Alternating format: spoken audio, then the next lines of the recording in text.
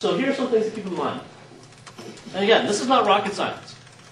All right? And I think a lot of you intuitively, you do this already. It's just that now, how can I make sure I'm covering these bases when I'm leading a Bible study?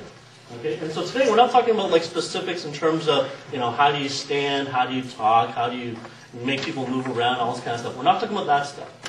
But what I want to do today is I want you to burn in your mind the fact that essentially what you're trying to do is to help the person across from you take Scripture and now see how does it work today. That's essentially what we're doing.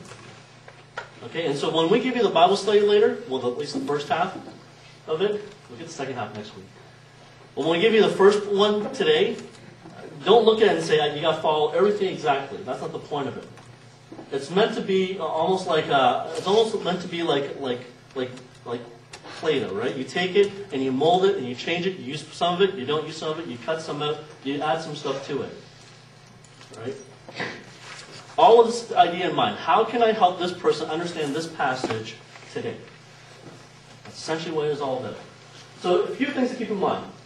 All right? Bible study isn't just about learning facts. It's not just knowing about who is the left-handed priest in Israel. By the way, anyone know who the left-handed priest in Israel is? A guy named Ehud. I didn't bring it, but this is an interesting cartoon where the guy stabbed the king and he takes.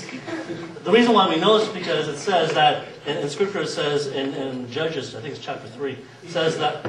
Huh? He was fine. He was fine. Because it says that he kept his sword on his right side because most people back in the day kept it on the left side, right?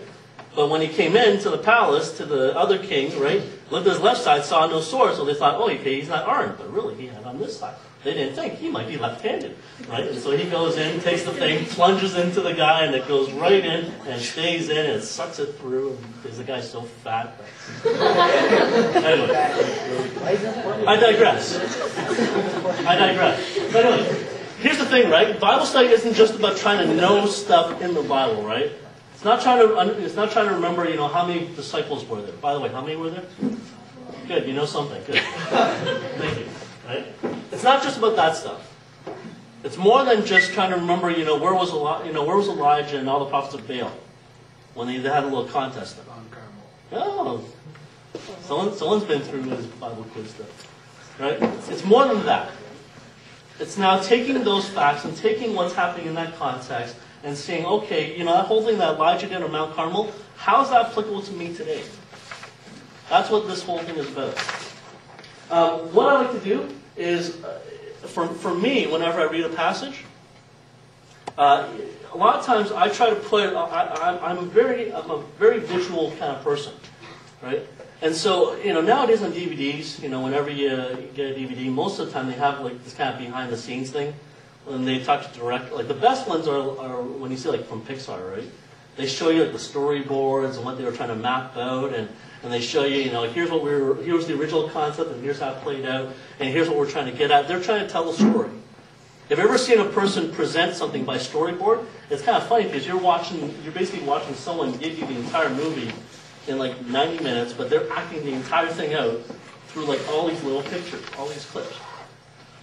And so a lot of times, considering that 70% of the Bible is stories or narratives, then one of the best things you can do is to help your team to see and to taste and to hear, what's happening. If you've ever imagined, back to that whole story in 1 Kings 18 with Elijah, have you ever pictured what it was like on this mountain?